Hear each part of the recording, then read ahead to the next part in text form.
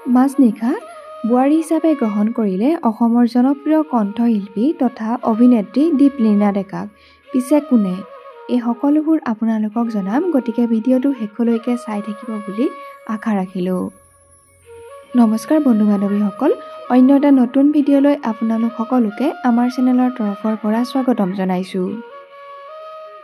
Facebook লাইভৰ যোগেদি অনুৰাগীৰ প্ৰশ্নৰ উত্তৰ দি কণ্ঠশিল্পী দীপলিনা ডেকাই আই লাভ ইউ ক'লে এজনক।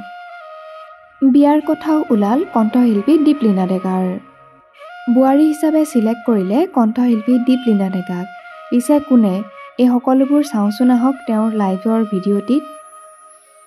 মায়ে বোৱাৰী চিলেক্ট কৰিছে আপোনাক, কি কোৱা?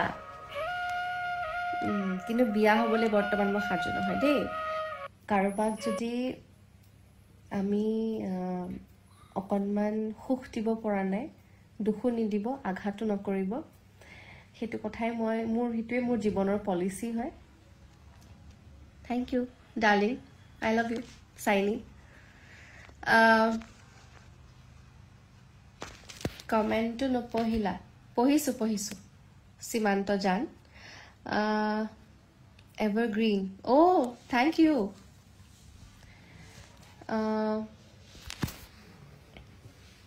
মায়ে বোৱাৰী চিলেক্ট কৰিছে আপোনাক, কি কোৱা?